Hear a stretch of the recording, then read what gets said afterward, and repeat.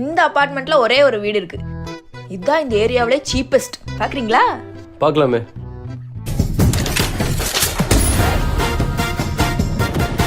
Sir sir இல்லை G, வீடு இந்த பக்கம் இருக்கு. நீங்க அப்படியே போயிட்டு இருக்கீங்க. சாரி. வாங்க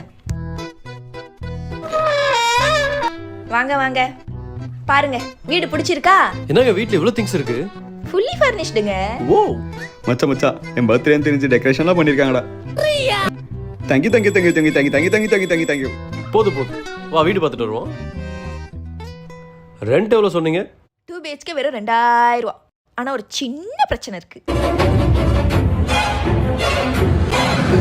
என்ன பிரச்சனை?